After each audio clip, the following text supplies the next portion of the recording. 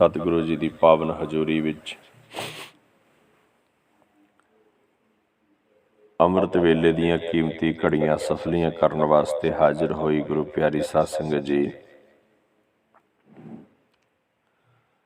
सतगुरु जी ने मनुख नूं अमोलक देही दिती है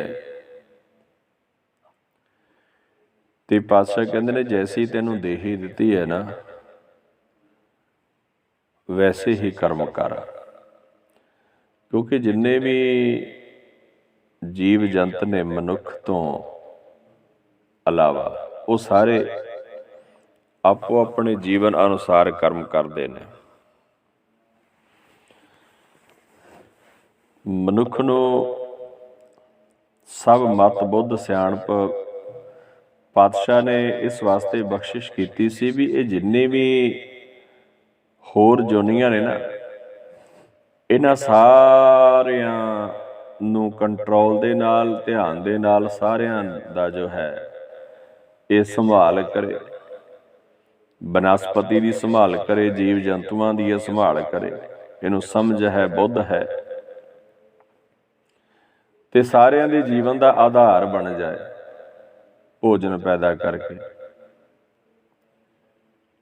पर होया कि परमेश्वर वालों मिली हुई बुद्ध का इन्हें गलत इस्तेमाल करना शुरू कर दिता।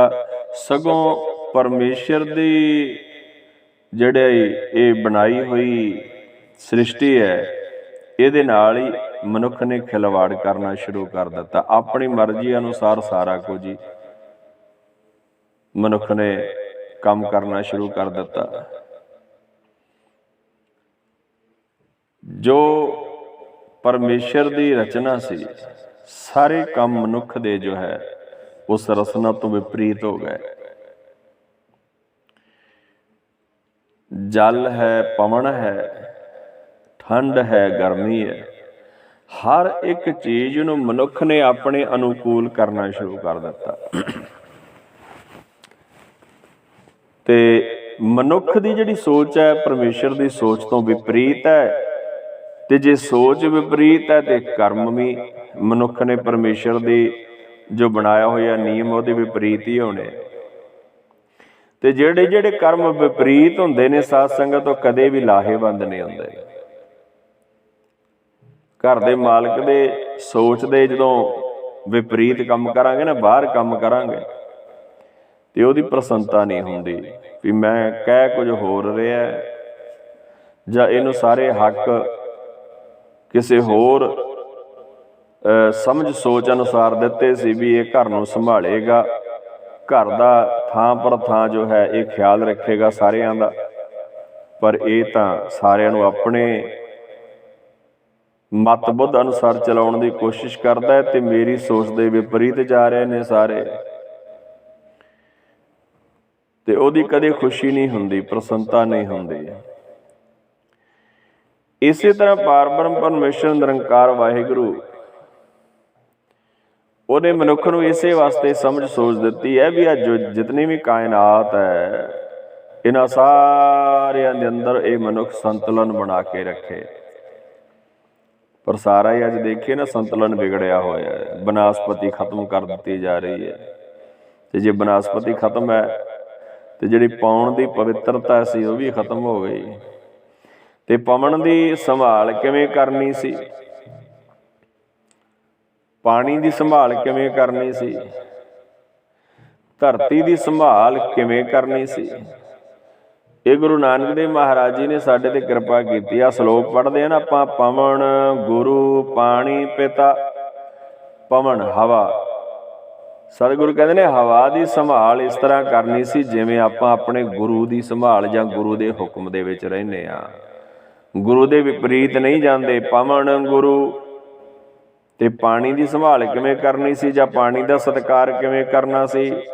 पानी पिता एक पिता दे समान, जिवें आपां अपने पिता के खिलाफ कोई बोले आपां जरदे नहीं ना, जां पिता दे मान सत्कार नूं कोई सट मारन की कोशिश करे ते फिर सियाणा बच्चा कदे नहीं जरदा। ते पानी की संभाल गुरु नानक पातशाह कहते ने अपने प्यो के समान करनी है। पवन गुरु पानी पिता माता धरत महत, जिहड़ी धरत है ना ਜਿਵੇਂ ਆਪਾਂ ਆਪਣੀ ਮਾਂ ਦਾ ਸਤਿਕਾਰ ਕਰਦੇ ਹਾਂ, ਇਸ ਤਰ੍ਹਾਂ ਇਸ ਧਰਤੀ ਦਾ ਸਤਿਕਾਰ ਕਰਨਾ ਸੀ। ਤੇ ਅੱਜ ਹੁਣ ਥੋੜਾ ਜਿਹਾ ਬਰੀਕੀ ਨਾਲ ਦੇਖੀਏ, ਸਾਰਾ ਕੁਝ ਪੁੱਠਾ ਹੋ ਰਿਹਾ। ਪਾਣੀ ਨੂੰ ਅਸੀਂ ਆਪ ਹੀ ਗੰਦਾ ਕਰੀ ਜਾ ਰਹੇ ਹਾਂ। ਧਰਤੀ ਨੂੰ, ਮਾਂ ਨੂੰ ਕੀ ਹੁੰਦਾ ਵੀ ਮਾਂ ਨੂੰ ਸੁੱਖ ਦੇਣਾ ਹੈ, ਮਾਂ ਨੂੰ ਸ਼ੀਤਲਤਾ ਦੇਣੀ ਹੈ, ਠੰਡ ਪਹੁੰਚਾਉਣੀ ਹੈ, ਤੇ ਧਰਤੀ ਨੂੰ ਆਪਾਂ ਅੱਗ ਲਾ ਲਾ ਕੇ ਸਾੜ ਰਹੇ ਹਾਂ, ਖਤਮ ਕਰ ਰਹੇ ਹਾਂ, ਤਬਾਹ ਕਰ ਰਹੇ ਹਾਂ। ਤੇ ਗੁਰੂ ਦੇ ਸਮਾਨ ਹਵਾ ਨੂੰ ਸਤਿਕਾਰ ਦੇਣਾ ਮਨੁੱਖ ਦਾ ਹੱਕ ਬਣਦਾ ਸੀ। ਪਰ ਅੱਜ ਦੇਖੋ ਹਵਾ ਦਾ ਕੀ ਹਾਲ, ਕਿੰਨਾ ਪੋਲਿਊਸ਼ਨ ਹੈ ਸਾਡੇ ਵਿੱਚ। ਆ ਪਿੱਛੇ ਜੇ ਦੇਖੋ, ਕੁਦਰਤ ਵੀ ਨਾ ਆਪਣਾ ਰੰਗ ਜ਼ਰੂਰ ਦਿਖਾਉਂਦੀ ਹੈ। ਪਿੱਛੇ ਜੇ ਜਦੋਂ ਆ ਬਿਮਾਰੀ ਅੱਜ ਵੀ ਚੱਲ ਰਹੀ ਹੈ, ਸਾਰੇ ਪਾਸੇ ਬੰਦ ਸੀ, ਸਾਰੇ ਆਪੋ ਆਪਣੇ ਘਰਾਂ ਦੇ ਵਿੱਚ, ਉਦੋਂ ਵੀ ਸਰਦਾ ਹੀ ਸੀ ਸਾਰਿਆਂ ਦਾ। ਵਾਤਾਵਰਣ ਇੰਨਾ ਸਾਫ਼ ਹੋ ਗਿਆ। ਜਲੰਧਰ ਤੋਂ ਤਕਰੀਬਨ 100 ਜਾਂ 100 ਤੋਂ ਉੱਪਰ ਕਿਲੋਮੀਟਰ ਦੂਰ ਹੈ ਹਿਮਾਲਿਆ ਪਹਾੜ। ਜਲੰਧਰ ਤੋਂ ਸਾਫ਼ ਨਜ਼ਰ ਆਉਣ ਲੱਗ ਪਿਆ ਸੀ, ਬਰਫ਼ ਵੀ ਦਿਖਦੀ ਸੀ ਉੱਥੇ ਪਈ। ਭਾਵ 100 ਸਵਾ 100 ਕਿਲੋਮੀਟਰ ਦੂਰ ਤੱਕ ਸਾਫ਼ ਨਜ਼ਰ ਆਉਣ ਲੱਗ ਪਿਆ ਸੀ। ਅੱਜ 2 ਕਿਲੋਮੀਟਰ ਤੇ ਵੀ ਨਹੀਂ, ਜਦੋਂ ਇੰਨਾ ਧੁੰਦਲਾ ਸਾਰਾ ਵਾਤਾਵਰਣ ਹੋ ਗਿਆ। ਔਰ ਜਦੋਂ ਜਿਉਂ-ਜਿਉਂ ਧੁੰਦ ਵੱਧਦੀ ਜਾਂਦੀ ਹੈ, ਤਿਉਂ-ਤਿਉਂ ਧਰਤੀ ਦੇ ਖਤਮ ਹੋਣ ਦੀ ਸੰਭਾਵਨਾ ਵੀ ਵੱਧਦੀ ਜਾਂਦੀ। ਕਿਉਂਕਿ ਗੁਰਬਾਣੀ ਵਿੱਚ ਆਪਾਂ ਸਰਵਣ ਕਰਦੇ ਹਾਂ, ਅਰਬਦ ਨਰਬਦ ਧੁੰਦੁਕਾਰਾ। ਜਿਉਂ-ਜਿਉਂ ਧੁੰਦੂਕਾਰ ਵੱਧਦਾ ਹੈ ਨਾ, ਉਦੋਂ ਜੀਵਨ ਦੇ ਖਤਮ ਹੋਣ ਦੀਆਂ ਸੰਭਾਵਨਾ ਹੁੰਦੀਆਂ ਨੇ। ਕਹਿੰਦੇ ਜਦੋਂ ਧਰਤੀ ਤੇ ਕੁਝ ਵੀ ਨਹੀਂ ਸੀ ਨਾ, ਸ੍ਰਿਸ਼ਟੀ ਦੇ ਵਿੱਚ ਕੁਝ ਵੀ ਨਹੀਂ ਸੀ, ਚਾਰੇ ਪਾਸੇ ਧੁੰਦੂਕਾਰ ਆਈ ਸੀ। ਤੇ ਜਦੋਂ ਤੱਕ ਧੁੰਦੂਕਾਰ ਰਿਹਾ, ਕੁਛ ਵੀ ਪੈਦਾ ਨਹੀਂ ਹੋਣ ਦਿੱਤਾ ਧਰਤੀ ਦੇ ਉੱਤੇ। ਫਿਰ ਕਹਿੰਦੇ ਐਸੀ ਮਿਹਰ ਹੋਈ ਕਰਤੇ ਪੁਰਖ ਦੀ, ਨਿਰੰਕਾਰ ਦੀ, ਵਾਹਿਗੁਰੂ ਦੀ। ਬਾਰਿਸ਼ ਇੰਨੀ ਪਈ, ਵਿਗਿਆਨ ਪੜ੍ਹਨ ਵਾਲੇ ਬੱਚੇ ਜਾਣਦੇ ਨੇ, ਇੰਨੀ ਬਾਰਿਸ਼ ਪਈ, ਧਰਤੀ ਦੇ ਅੰਦਰ ਜਿਹੜੀ ਗਰਮੀ ਸੀ ਉਹ ਵੀ ਖਤਮ ਹੋਣ ਲੱਗ ਪਈ। ਤੇ ਜਿਹੜੀ ਧੁੰਦੂਕਾਰ ਸੀ ਨਾ, ਇਹ ਵੀ ਹੌਲੀ ਹੌਲੀ, ਔਰ 2 4 10 ਸਾਲ ਨਹੀਂ ਲੱਗੇ, ਲੱਖਾਂ ਅਰਬਾਂ ਸਾਲ ਲੱਗੇ ਬਾਰਿਸ਼ ਦੇ ਨਾਲ ਵੀ ਉਸ ਜਿਹੜੀ ਧੁੰਦੂਕਾਰ ਸੀ ਖਤਮ ਹੋਣ ਵਾਸਤੇ। ਤੇ ਫਿਰ ਜਦੋਂ ਹੌਲੀ ਹੌਲੀ ਧਰਤੀ ਠੰਡੀ ਹੋਈ, ਹੌਲੀ ਹੌਲੀ, ਬਹੁਤ ਹੀ ਹੌਲੀ, ਵਿੱਚ ਜੀਵ ਜੰਤੂ ਬੜੇ ਇੱਥੇ ਪੈਦਾ ਹੋਣ ਲੱਗ ਪਏ। ਪਤਾ ਨਹੀਂ ਕਿਵੇਂ ਫਿਰ ਇਹ ਮਨੁੱਖ ਤੱਕ ਪਹੁੰਚਾ, ਬੜਾ ਔਖਾ ਹੈ। ਤੇ ਅੱਜ ਵੀ ਫੇਰ ਆਪਾਂ ਆਪ ਹੀ ਉਹ ਕੰਮ ਕਰੀ ਜਾ ਰਹੇ ਹਾਂ, ਅਰਬਦ ਨਰਬਦ ਧੁੰਦੂਕਾਰਾ। ਤੇ ਪਾਤਸ਼ਾਹ ਸਾਨੂੰ ਤਾਂ ਹੀ ਸਮਝਾ ਰਹੇ ਨੇ ਵਾਰ-ਵਾਰ ਵੀ ਭਾਈ ਗੁਰਮੁਖੋ, ਮਨੁੱਖ ਜੀਵਨ ਜਿਹੜਾ ਬੜਾ ਉੱਤਮ ਤੈਨੂੰ ਦਿੱਤਾ ਹੈ। ਔਰ ਉੱਤਮ ਜੇ ਜੀਵਨ ਦਿੱਤਾ ਤੇ ਇਹਦੇ ਨਾਲ ਕਰਮ ਵੀ ਉੱਤਮ ਕਰ। ਨਾਮ ਜਪਣਾ ਸੀ, ਬੰਦਗੀ ਕਰਨੀ ਸੀ, ਧਰਮ ਕਰਮ ਕਰਨੇ ਸੀ, ਚੰਗੇ ਕਰਮ ਕਰਨੇ ਸੀ। ਕੁਦਰਤ ਦੇ ਜਿਹੜੇ ਬਣਾਇਆ ਹੋਇਆ ਨਿਯਮ ਹੈ, ਉਹਦੀ ਬਣਾਈ ਹੋਈ ਸਾਰੀ ਕਾਇਨਾਤ ਹੈ, ਜੀਵ ਜੰਤੂ ਨੇ, ਇਹਨਾਂ ਦੇ ਅੰਦਰ ਸੰਤੁਲਨ ਪੈਦਾ ਕਰਨਾ ਸੀ। ਤੈਨੂੰ ਮੈਂ ਆਪਣੀ ਵਰਗੀ ਮੱਤ ਇਸ ਵਾਸਤੇ ਦਿੱਤੀ ਸੀ, ਪਰ ਕਰ ਕੀ ਰਿਹਾ? ਸਾਰੇ ਕਰਮ ਪਰਮੇਸ਼ਰ ਦੇ ਜੋ ਹੈ ਨਿਯਮ ਉਹਦੇ ਖਿਲਾਫ ਕਰ ਰਿਹਾ। ਬੜੇ ਬੜੇ ਉੱਚੇ ਮਹਿਲ, ਹੁਣ ਆ ਦੇਖੋ ਨਾ, ਜਿਹੜੇ ਹੁਣ ਆਪਾਂ ਘਰ ਬਣਾ ਰਹੇ ਹਾਂ, ਮਿੱਟੀ ਪੁੱਟ ਕੇ, ਮਿੱਟੀ ਨੂੰ ਸਾੜ ਕੇ ਇੱਟ ਬਣ ਰਹੀ ਹੈ ਨਾ। ਅੱਜ ਦੇਖੋ ਧਰਤੀ ਦੇ ਅੰਦਰੋਂ ਪੱਥਰ ਕੱਢ ਕੇ ਉਸ ਨੂੰ ਪੀਸ ਕੇ ਸੀਮੈਂਟ ਬਣ ਰਿਹਾ। ਬੜਾ ਕੁਝ ਲੋਹਾ ਧਰਤੀ ਦੇ ਅੰਦਰੋਂ ਪੁੱਟ ਕੇ, ਜਿੱਥੋਂ ਲੋਹਾ ਨਿਕਲਦਾ, ਕੋਲਾ ਨਿਕਲਦਾ। ਸਾਧ ਸੰਗਤ ਕਦੇ ਜਾ ਕੇ ਦੇਖੋ, ਤਰਸ ਆਉਂਦਾ ਦੇਖ ਕੇ ਵੀ ਆਹ ਸਾਡੀ ਧਰਤੀ ਹੈ। ਕਈ ਕਿਲੋਮੀਟਰ ਧਰਤੀ ਦੇ ਅੰਦਰ ਸੁਰੰਗਾਂ ਪੁੱਟੀਆਂ ਹੋਈਆਂ ਨੇ, ਛੋਟੀਆਂ ਛੋਟੀਆਂ ਟ੍ਰੇਨਾਂ ਬਣਾਈਆਂ ਹੁੰਦੀਆਂ ਨੇ, ਤੇ ਉਸ ਧਰਤੀ ਦੇ ਅੰਦਰ ਹੀ ਚਲੀਆਂ ਜਾਂਦੀਆਂ ਨੇ। ਧਰਤੀ ਦਾ ਆਪਾਂ ਨਾ ਇਸ ਮਨੁੱਖ ਨੇ ਨਾਸ ਕੀਤਾ ਪਿਆ ਹੈ। ਆ ਬਿਹਾਰ ਵਿੱਚ ਨਾ ਜਿੱਥੇ ਕੋਲਾ ਨਿਕਲਦਾ, ਉੱਥੇ ਕਿਤੇ ਜਾ ਕੇ ਦੇਖੀਏ ਨਾ ਸਾਧ ਸੰਗਤ, ਜਦੋਂ ਧਰਤੀ ਦੇ ਅੰਦਰ ਪੁੱਟ ਕੇ ਨਾ ਬਹੁਤ ਡੂੰਘਾ ਅੱਗੇ ਤੋਂ ਅੱਗੇ ਸੁਰੰਗ ਪੁੱਟ ਕੇ ਵਿੱਚ ਬਲਾਸਟ ਕਰਦੇ ਨੇ, ਬਰੂਦ ਰੱਖ ਕੇ। ਉਹ ਬਲਾਸਟ ਨਾਲ ਬਹੁਤ ਸਾਰੇ ਦੂਰ ਤੱਕ ਕੋਲਾ ਪੱਟਿਆ ਜਾਂਦਾ। ਬਾਅਦ ਚ ਉਹ ਫਿਰ ਛੋਟੇ ਛੋਟੇ ਡੱਬੇ, ਜੋ ਟ੍ਰੇਨ ਹੁੰਦੀ ਹੈ ਇਸ ਤਰ੍ਹਾਂ ਅੱਗੇ ਪਿੱਛੇ ਲਾਏ ਹੁੰਦੇ ਨੇ, ਅੰਦਰ ਹੀ ਭਰੀ ਜਾਂਦੇ ਆ ਤੇ ਬਾਹਰ ਮਸ਼ੀਨਾਂ ਨਾਲ ਖਿੱਚ ਕੇ ਬਾਹਰ ਇਕੱਠਾ ਸਟਾਕ ਕਰੀ ਜਾਂਦੇ। ਤੇ ਕਿੰਨਾ ਚਿਰ ਤੱਕ ਸੰਭਾਲੇਗਾ ਪਰਮੇਸ਼ਰ ਇਸ ਧਰਤੀ ਨੂੰ? ਸੰਭਾਲਣ ਦੀ ਜ਼ਿੰਮੇਵਾਰੀ ਪਰਮੇਸ਼ਰ ਨੇ ਮਨੁੱਖ ਨੂੰ ਦਿੱਤੀ ਸੀ, ਪਰ ਮਨੁੱਖ ਨੇ ਬਰਬਾਦੀ ਵਾਲੇ ਪਾਸੇ ਨੂੰ ਚੱਲਣਾ ਸ਼ੁਰੂ ਕਰ ਦਿੱਤਾ। ਤੇ ਸਤਿਗੁਰੂ ਕਹਿੰਦੇ ਨੇ ਧੁੰਦੂਕਾਰ ਜਿਹੜਾ ਧਰਤੀ ਦਾ, ਬਨਸਪਤੀ ਦਾ, ਸ੍ਰਿਸ਼ਟੀ ਦਾ ਖਾਤਮਾ ਕਰਨ ਦਾ ਵਿਧੀ ਜਿਹਨੇ ਬਣਨੀ ਸੀ ਨਾ, ਉਹ ਤੂੰ ਆਪ ਹੀ ਬਣੀ ਜਾ ਰਿਹਾ, ਉਹ ਆਪ ਹੀ ਬਣੀ ਜਾ ਰਿਹਾ। ਪਰ ਭਗਤ ਨਾਮਦੇਵ ਜੀ ਕਹਿੰਦੇ ਨੇ ਇਸ ਤਰ੍ਹਾਂ ਨਹੀਂ ਸੀ ਕਰਨਾ। ਨਾਮ ਜਪਣਾ ਸੀ, ਸਿਮਰਨ ਕਰਨਾ ਸੀ, ਚੰਗੇ ਕਰਮ ਕਰਨੇ ਸਨ, ਉੱਤਮ ਕਰਮ ਕਰਨੇ ਸੀ। ਕਿਹੜੇ? ਕਹਿੰਦੇ ਹੁਣ ਅੱਜ ਕਰ ਕੀ ਰਿਹਾ ਤੂੰ? ਗਹਿਰੀ ਕਰਕੇ ਨੀਮ ਖੁਦਾਈ, ਉੱਪਰ ਮੰਡਪ ਛਾਏ, ਮਾਰ ਕੰਡੇ ਤੇ ਕੋ ਅਧਿਕਾਈ, ਜਿਨ ਤਰੜ ਧਾਰ ਮੂੰਡ ਬਲਾਏ। ਕਹਿੰਦੇ ਨੇ ਗਹਿਰੀ ਕਰਕੇ ਨੀਮ ਖੁਦਾਈ, ਬੜੀਆਂ ਡੂੰਘੀਆਂ ਡੂੰਘੀਆਂ ਨੀਹਾਂ ਪੁੱਟ ਪੁੱਟ ਕੇ ਤੂੰ ਬਿਲਡਿੰਗਾਂ ਬਣਾ ਰਿਹਾ, ਬੜੇ ਬੜੇ ਵੱਡੇ ਮਹਿਲ ਬਣਾ ਰਿਹਾ। ਗਹਿਰੀ ਕਰਕੇ ਨੀਮ ਖੁਦਾਈ, ਉੱਪਰ ਮੰਡਪ ਛਾਏ, ਬੜੇ ਬੜੇ ਵੱਡੇ ਮੰਡਪ ਬਣਾਉਣ ਲੱਗ ਪਏ। ਉਹ ਕਹਿੰਦੇ ਤੂੰ ਮੱਤ ਲੈ ਕਿਹਦੇ ਕੋਲੋਂ? ਮਾਰ ਕੰਡੇ ਕੋਲੋਂ। ਕਹਿੰਦੇ ਨੇ ਹੁਣ ਅੱਜ ਨਾ ਦੇਖੋ, ਮਨੁੱਖ ਦੀ ਜਿਹੜੀ ਐਵਰੇਜ ਉਮਰ ਹੈ ਨਾ, ਉਹ 60 ਸਾਲ ਦੀ ਐਵਰੇਜ। ਕੋਈ ਥੋੜਾ ਵੱਧ ਹੋ ਗਿਆ, ਕੋਈ ਘੱਟ ਰਹਿ ਗਿਆ। ਤੇ ਆਸਾਂ ਦੇਖੋ ਕਿੱਡੀਆਂ ਕਿੰਨੀਆਂ ਕਿੰਨੀਆਂ ਡੂੰਘੀਆਂ ਨੀਹਾਂ ਪੁੱਟ ਪੁੱਟ ਕੇ ਬੜੇ ਬੜੇ ਵੱਡੇ ਮਹਿਲ ਬਣਾ ਰਹੇ ਆ। ਪਰ ਭਗਤ ਜੀ ਕਹਿੰਦੇ ਨੇ ਮਾਰ ਕੰਡੇ ਤੇ ਕੋ ਅਧਿਕਾਈ। ਜਿਹੜਾ ਮਾਰਕੰਡੇ ਰਿਸ਼ੀ ਹੋਇਆ ਨਾ, ਭਗਤ ਜੀ ਕਹਿੰਦੇ ਨੇ ਉਹਦੇ ਤੋਂ ਵੱਡਾ ਕਿਹੜਾ ਹੋ ਸਕਦਾ ਹੈ? ਜਿਨ ਤਰਨ ਧਰ ਮੂੰਡ ਬਲਾਏ, ਜਿਹਨੇ ਨਾ ਕੱਖਾਂ ਦੇ ਸਹਾਰੇ ਸਾਰੀ ਜ਼ਿੰਦਗੀ ਬਤੀਤ ਕਰ ਦਿੱਤੀ। ਕਾਹੀ ਦਾ ਜੋ ਹੈ ਉਹਦੇ ਨਾਲ ਹੀ ਇੱਕ ਪੂਲਾ ਜਿਹਾ ਬਣਾ ਲੈਣਾ, ਸਿਰ ਤੇ ਰੱਖ ਲੈਣਾ, ਧੁੱਪ ਆਉਣੀ ਤਾਂ ਸਿਰ ਤੇ, ਬਾਰਿਸ਼ ਆਉਣੀ ਤਾਂ ਸਿਰ ਤੇ, ਜੇ ਸੌਣਾ ਤੇ ਸਿਰ ਦੇ ਥੱਲੇ ਲੈ ਲੈਣਾ ਬਸ।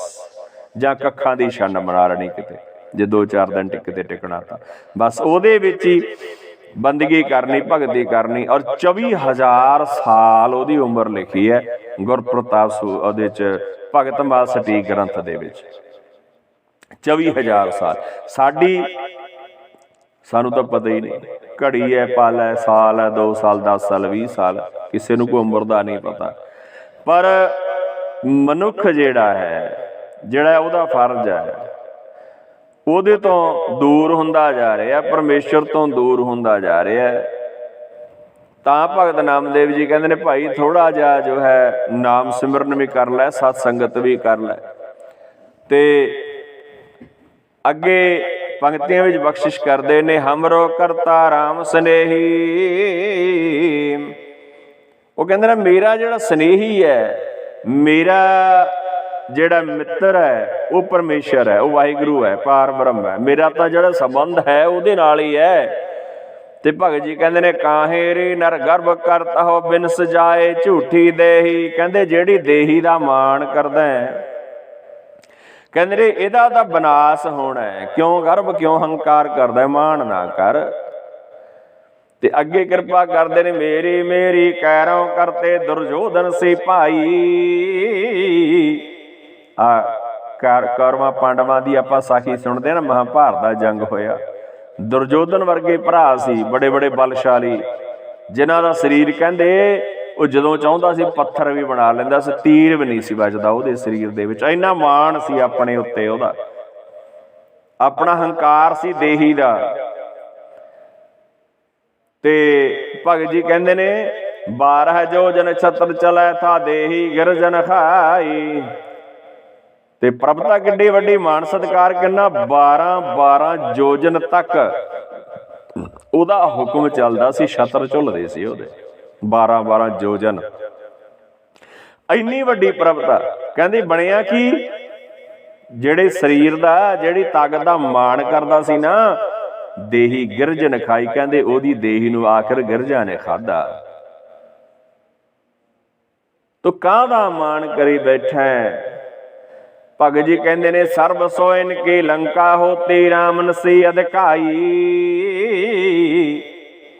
ਅਗਲਾ ਪ੍ਰਮਾਣ ਭਗਤ ਜੀ ਕਹਿੰਦੇ ਨੇ, ਕਹਿੰਦੇ ਰਾਵਣ ਵਰਗਾ ਮਾਲਕ ਲੰਕਾ ਦਾ। ਕਿਹੜੀ ਦਾ? ਜਿਹੜੀ ਸਾਰੀ ਸੋਨੇ ਦੀ ਸੀ। ਸੋਨੇ ਤੋਂ ਭਾਵ ਇੰਨਾ ਸੋਨਾ ਸੀ ਉੱਥੇ, ਜਿਵੇਂ ਆਪਣੇ ਹੁਣ ਲੋਹਾ ਹੈ ਨਾ, ਲੋਹੇ ਦੀ ਕੋਈ ਬਹੁਤੀ ਜ਼ਿਆਦਾ ਕੀਮਤ ਨਹੀਂ ਹੈ। ਕੋਈ ਘਰ ਨਹੀਂ ਜਿੱਥੇ ਲੋਹੇ ਦਾ ਸਮਾਨ ਨਹੀਂ। ਉਹ ਤਕਰੀਬਨ ਅੱਜ ਤਾਂ ਬਰਤਨ ਵੀ ਸਾਡੇ ਲੋਹੇ ਦੇ, ਬਥੇਰਾ ਕੁਛ, ਹਰ ਪਾਸੇ ਲੋਹਾ ਹੀ ਲੋਹਾ ਹੈ। ਤੇ ਕਹਿੰਦੇ ਲੰਕਾ ਦੇ ਵਿੱਚ ਇੰਨਾ ਸੋਨਾ ਸੀ, ਇੰਨਾ ਜੋ ਹੈ ਅਮੀਰ ਦੇਸ਼ ਸੀ ਲੰਕਾ, ਹਰ ਪਾਸੇ ਸੋਨਾ ਹੀ ਸੋਨਾ, ਕਮੀ ਕੋਈ ਨਹੀਂ ਸੀ। ਸਰਬ ਸੋਇਨ ਕੀ ਲੰਕਾ ਹੋਤੀ, ਰਾਵਣ ਸੀ ਅਧਿਕਾਰੀ। ਰਾਵਣ ਵਰਗਾ ਅਧਿਕਾਰੀ ਮਾਲਕ ਉਹਦਾ, ਕਹਾਂ ਭਇਓ ਦਰ ਬੰਨ੍ਹਦੇ ਹਾਥੀ। ਕਹਿੰਦੇ ਉਹਦੀ ਸਵਾਰੀ ਵਾਸਤੇ ਨਾ ਦਰਾਂ ਦੇ ਵਿੱਚ ਹਮੇਸ਼ਾ ਹਾਥੀ ਤਿਆਰ ਹੀ ਰਹਿੰਦੇ ਸੀ। ਪਤਾ ਨਹੀਂ ਰਾਵਣ ਨੇ ਕਦੋਂ ਚੱਲ ਪੈਣਾ ਕਿਸੇ ਪਾਸੇ ਨੂੰ। ਐਡਾ ਵੱਡਾ ਮਾਣ ਸਤਿਕਾਰ। ਤੇ ਭਗਤ ਜੀ ਕਹਿੰਦੇ ਨੇ ਖਿਨਮੈ ਭਈ ਪਰਾਈ। ਉਹ ਲੰਕਾ ਪਰਾਈ ਹੋਣ ਲੱਗੀ ਦਾ ਸਮਾਂ ਹੀ ਨਹੀਂ ਲੱਗਿਆ, ਪਤਾ ਹੀ ਨਹੀਂ ਲੱਗਿਆ ਕਦੋਂ ਪਰਾਈ ਹੋ ਗਈ। ਅੱਜ ਆਪਾਂ ਹੀ ਮਾਣ ਕਰੀ ਬੈਠੇ ਹਾਂ ਨਾ ਆਪਣੇ ਤਨ ਦਾ, ਦੇਹੀ ਦਾ, ਧਨ ਦਾ, ਦੌਲਤ ਦਾ, ਪ੍ਰਭਤਾ ਦਾ, ਅਮੀਰੀ ਦਾ। ਤੇ ਭਗਤ ਜੀ ਸਾਨੂੰ ਸਮਝਾਉਂਦੇ ਨੇ ਇਹਦਾ ਕੋਈ ਪਤਾ ਨਹੀਂ ਕਦੋਂ ਪਰਾਈ ਹੋ ਜਾਣੀ, ਕਦੋਂ ਸਾਡੇ ਹੱਥੋਂ ਸਮਾਂ ਜੋ ਹੈ ਛੁੱਟ ਜਾਣਾ। ਕਾਹਦਾ ਮਾਣ ਕਰਨ। ਦੁਰਵਾਸਾ ਸਿਉ ਕਰਤ ਠਗੌਰੀ ਜਾਦਵੇ ਫਲ ਪਾਏ। ਕ੍ਰਿਸ਼ਨ ਜੀ ਦੀ ਕੁਲ ਹੈ ਜਾਦਵ, ਜਿਹੜੇ ਦੁਆਪਰ ਦੇ ਅਵਤਾਰ ਹੋਏ ਕ੍ਰਿਸ਼ਨ ਜੀ। ਤੇ ਉਹ ਜਾਦਵ ਕੁਲ ਦੇ ਬੱਚਿਆਂ ਨੇ ਨਾ ਦੁਰਭਾਸ਼ਾ ਰਿਸ਼ੀ ਹੋਏ, ਉਹਦੇ ਨਾਲ ਬੜਾ ਵੱਡਾ ਇੱਕ ਮਖੌਲ ਕੀਤਾ ਸੀ। ਇਹ ਜਦੋਂ ਕੋਈ ਨਾਸ ਹੋਣਾ ਹੁੰਦਾ ਨਾ, ਉਦੋਂ ਫਿਰ ਪਰਮੇਸ਼ਰ ਦੇ ਪਿਆਰਿਆਂ ਦੀ, ਭਗਤਾਂ ਦੀ, ਸੰਤਾਂ ਦੀ, ਉਹਨਾਂ ਦੇ ਨਾਲ ਲੋਕ ਨਾ ਇਹ ਠਗੌਰੀਆਂ ਕਰਨ ਲੱਗ ਪੈਂਦੇ ਨੇ। ਅੱਜ ਵੀ ਹੋ ਰਹੀਆਂ ਨੇ ਦੇਖੋ। ਤੇ ਉਦੋਂ ਵੀ ਦੇਖੋ ਜਾਦਵ ਕੁਲ ਕੋਈ ਛੋਟੀ ਕੁਲ ਨਹੀਂ ਸੀ, ਕਿੱਡੇ ਵੱਡੇ ਅਵਤਾਰ ਹੋਏ ਕ੍ਰਿਸ਼ਨ। ਦੁਆਪਰ ਕ੍ਰਿਸ਼ਨ ਮੁਰਾਰ ਕੰਸ ਕਰਤਾਰਥ ਕੀਓ, ਗੁਰਬਾਣੀ ਦਾ ਫਰਮਾਨ ਹੈ। ਕਹਿੰਦੇ ਦੁਆਪਰ ਦੇ ਵਿੱਚ ਕ੍ਰਿਸ਼ਨ ਜੋ ਹੈ ਉਹ ਮੌਕੇ ਦਾ ਅਵਤਾਰ ਸੀ, ਮੌਕੇ ਦਾ ਭਗਵਾਨ ਸੀ। ਉਹਦੀ ਕੁਲ ਨੇ ਕੀ ਕੀਤਾ, ਇੱਕ ਸੰਤ ਨਾਲ, ਦੁਰਭਾਸ਼ਾ ਦੇ ਨਾਲ ਠਗੌਰੀ ਕੀਤੀ, ਉਹਦਾ ਮਖੌਲ ਉਡਾਇਆ, ਉਹਦੀ ਬਦਨਾਮੀ ਕੀਤੀ, ਉਹਦੀ ਨਿੰਦਾ ਕੀਤੀ ਤੇ ਆਪਣੀ ਕੁਲ ਦਾ ਨਾਸ ਕਰ ਬੈਠੇ। ਜਾਦਵ ਇਹ ਫਲ ਪਾਏ। ਜਾਦਵ ਯਾਦਵ ਕੁਲ, ਇਹ ਤਾਂ ਯਾਦਵ ਕੁਲ ਰਹਿ ਗਈ ਤੇ ਜਾਦਵ ਖਤਮ ਹੋ ਗਏ। ਉਸ ਤੋਂ ਬਾਅਦ ਜਾਦਵ ਕੁਲ ਰਹੀ ਨਹੀਂ, ਖਤਮ ਹੋ ਗਈ, ਕੱਲੇ ਯਾਦਵ ਰਹਿ ਗਏ। ਤੋ ਜਾਦਵ ਇਹ ਫਲ ਪਾਏ, ਕਿਰਪਾ ਕਰੀ ਜਨ ਆਪਣੇ ਉੱਪਰ, ਨਾਮ ਦਿਓ ਹਰ ਗੁਣ ਗਾਏ। ਤੇ ਭਗਤ ਜੀ ਕਹਿੰਦੇ ਨੇ ਸ਼ੁਕਰ ਹੈ, ਕਿਰਪਾ ਕਰੀ ਜਨ ਆਪਣੇ ਉੱਪਰ। ਉਸ ਸ਼ੁਕਰ ਉਸ ਮਾਲਕ ਦਾ ਜਿਹਨੇ ਮੇਰੇ ਤੇ ਕਿਰਪਾ ਕਰ ਦਿੱਤੀ, ਮੈਂ ਬਚ ਗਿਆ। ਭਗਤ ਜੀ ਕਹਿੰਦੇ ਨੇ ਕਿਰਪਾ ਕਰੀ ਜਨ ਆਪਣੇ ਉੱਪਰ, ਨਾਮ ਦਿਓ ਹਰ ਗੁਣ ਗਾਏ। ਨਾਮ ਦੇਵ ਤੇ ਕਿਰਪਾ ਹੋ ਗਈ, ਇਹ ਪਰਮੇਸ਼ਰ ਦੇ ਗੁਣ ਗਾ ਕੇ ਇਹ ਬਚ ਗਿਆ। ਇਹ ਮਾੜੇ ਕਰਮਾਂ ਤੋਂ ਬਚ ਗਿਆ, ਵਿਕਾਰਾਂ ਤੋਂ, ਦੁੱਖਾਂ ਤੋਂ, ਕਲੇਸ਼ਾਂ ਤੋਂ, ਵਿਘਨਾਂ ਤੋਂ, ਕੜਾਵਾਂ ਤੋਂ ਬਚ ਗਿਆ, ਨਿੰਦਿਆ ਤੋਂ, ਚੁਗਲੀ ਤੋਂ, ਦਵੈਤ ਤੋਂ ਬਚ ਗਿਆ। ਇਹ ਕਿਰਪਾ ਪਰਮੇਸ਼ਰ ਦੀ ਹੋਈ। ਤੇ ਪਰਮੇਸ਼ਰ ਦੀ ਕਿਰਪਾ ਕਦੋਂ ਹੁੰਦੀ ਹੈ, ਜਦੋਂ ਮਨੁੱਖ ਉਹਦੀ ਸ਼ਰਨ ਦੇ ਵਿੱਚ ਆਉਂਦਾ, ਜਦੋਂ ਉਹਦੀ ਬਾਣੀ ਨੂੰ, ਉਹਦੇ ਸਿਮਰਨ ਨੂੰ, ਉਹਦੇ ਉਪਦੇਸ਼ ਨੂੰ ਸੁਣਦਾ ਤੇ ਵਿਚਾਰਦਾ, ਉਦੋਂ ਸਾਧ ਸੰਗਤ ਉਹਦੇ ਤੇ ਕਿਰਪਾ ਹੁੰਦੀ, ਪ੍ਰਸੰਨਤਾ ਹੁੰਦੀ ਹੈ। ਤੇ ਜਦੋਂ ਪਰਮੇਸ਼ਰ ਦੀ ਪ੍ਰਸੰਨਤਾ ਹੁੰਦੀ ਹੈ ਤੇ ਉਦੋਂ ਫਿਰ ਮਨੁੱਖ ਸਤ ਸੰਗਤ ਵੀ ਕਰਦਾ, ਬਾਣੀ ਵੀ ਸਰਵਣ ਕਰਦਾ ਤੇ ਆਪਣੇ ਜੀਵਨ ਦਾ ਜੋ ਹੈ ਉਹ ਸਫਲਤਾ ਦਾ ਜਿਹੜਾ ਮਾਰਗ ਹੈ ਨਾ, ਉਹਦਾ ਵੀ ਉਹ ਪਾਂਧੀ ਬਣਦਾ। ਤੇ ਮਾਣ ਜਿਹੜਾ ਹੈ ਨਾ, ਕਿਉਂਕਿ ਇੱਥੇ ਭਗਤ ਜੀ ਦਾ ਜਿਹੜਾ ਕੇਂਦਰੀ ਭਾਵ ਹੈ ਸ਼ਬਦ ਦਾ ਉਹ ਇਹੀ ਹੈ ਕਿ ਮਾਣ ਨਾ ਕਦੇ ਵੀ ਮਨੁੱਖ ਨੂੰ ਨਹੀਂ ਕਰਨਾ ਚਾਹੀਦਾ। ਭਾਵੇਂ ਧਨ ਹੋਵੇ, ਮਾਇਆ ਹੈ, ਜ਼ਮੀਨ ਹੈ, ਜਾਇਦਾਦ ਹੈ, ਤਨ ਹੈ, ਕਿਸੇ ਪ੍ਰਕਾਰ ਦਾ ਸਤਿਗੁਰੂ ਕਹਿੰਦੇ ਨੇ ਕਦੇ ਮਾਣ ਨਾ ਕਰੋ। ਪਰਮੇਸ਼ਰ ਦਾ ਜੋ ਹੈ ਇਹ ਸਾਰਾ ਕੁਝ ਬਖਸ਼ਿਸ਼ ਕੀਤਾ ਹੋਇਆ ਇਹ ਭੰਡਾਰਾ ਹੈ। ਤੋ ਇਸ ਲਈ ਸਤਿਗੁਰੂ ਦੀ ਮਹਾਨ ਕਿਰਪਾ ਦੇ, ਪ੍ਰਸੰਨਤਾ ਦੇ, ਰਹਿਮਤ ਦੇ, ਮਿਹਰਾਂ ਦੇ ਪਾਤਰ ਬਣਨ ਲਈ ਭਾਈ ਸਤਿਗੁਰ ਕਿਰਪਾ ਕਰਦੇ ਨੇ। ਸਤਿਗੁਰੂ ਦੀ ਮਹਾਨ ਮਿਹਰ ਦਾ ਸਦਕਾ ਭਗਤ ਨਾਮਦੇਵ ਜੀ ਬਈ ਸਤ ਸੰਗਤ ਕਰਨੀ ਹੈ, ਨਾਮ ਜਪਣਾ, ਸਿਮਰਨ ਕਰਨਾ, ਤੇ ਪਰਮੇਸ਼ਰ ਦੀ ਜਿਹੜੀ ਇਹ ਬਣਾਈ ਹੋਈ ਕਾਇਨਾਤ ਹੈ ਨਾ, ਜਿਹੜਾ ਇਹ ਨਿਯਮ ਬਣਾਇਆ ਹੋਇਆ ਹੈ, ਸ੍ਰਿਸ਼ਟੀ ਬਣਾਈ ਹੋਈ ਹੈ, ਤੇ ਉਸੇ ਅਨੁਸਾਰ ਜੇ ਆਪਾਂ ਚੱਲਦੇ ਰਵਾਂਗੇ ਜੀਵਨ ਲੰਮੇ ਹੁੰਦੇ ਜਾਣਗੇ। ਤੇ ਜੇ ਇਹਦੇ ਵਿੱਚ ਆਪਾਂ ਕੋਈ ਵਾਧਾ ਘਾਟਾ ਕਰਨ ਦੀ ਕੋਸ਼ਿਸ਼ ਕਰਦੇ ਹਾਂ, ਫਿਰ ਦੁੱਖਾਂ ਦਾ ਕਾਰਨ ਅਸੀਂ ਆਪ ਹੀ ਬਣ ਰਹੇ ਹਾਂ। ਸੋ ਇਸ ਲਈ ਜੋ ਪਰਮੇਸ਼ਰ ਦਾ ਬਣਾਇਆ ਹੋਇਆ ਨਿਯਮ ਹੈ, ਕੋਸ਼ਿਸ਼ ਕਰੀਏ ਉਹਦੇ ਦਾਇਰੇ ਵਿੱਚ ਰਹੀਏ ਤੇ ਸਤਿਗੁਰੂ ਦੀ, ਪਰਮੇਸ਼ਰ ਦੀ, ਵਾਹਿਗੁਰੂ ਦੀ ਕਿਰਪਾ ਦੇ ਪਾਤਰ ਬਣੀਏ। ਸਤ ਸੰਗਤ ਵੱਡੇ ਭਾਗ ਨੇ ਆਪ ਸੰਗਤਾਂ ਦੇ, ਜਿਨ੍ਹਾਂ ਨੇ ਅੰਮ੍ਰਿਤ ਵੇਲੇ ਦਾ ਇਹ ਕੀਮਤੀ ਸਮਾਂ ਸਫਲਾ ਕੀਤਾ। ਗੁਰੂ ਚਰਨਾਂ ਦੇ ਵਿੱਚ ਆ ਕੇ ਸਤਿਗੁਰ ਕਿਰਪਾ ਕਰਨ, ਸਭ ਤਰ੍ਹਾਂ ਕਰਕੇ ਮਿਹਰਾਂ ਕਰਨ, ਆਪਣੇ ਹੁਕਮ ਤੇ ਸਿਧਾਂਤ ਤੇ ਚੱਲਣ ਦੀ ਸਮਰੱਥਾ ਬਖਸ਼ਿਸ਼ ਕਰਨ। ਤੋਂ ਸਾਧ ਸੰਗਤ ਜੀ ਹੋਈਆਂ ਭੁੱਲਾਂ ਦੀ ਖਿਮਾ ਜੀ। ਬਲਾਓ ਫਤਿਹ। ਵਾਹਿਗੁਰੂ ਜੀ ਕਾ ਖਾਲਸਾ, ਵਾਹਿਗੁਰੂ ਜੀ ਕੀ ਫਤਿਹ।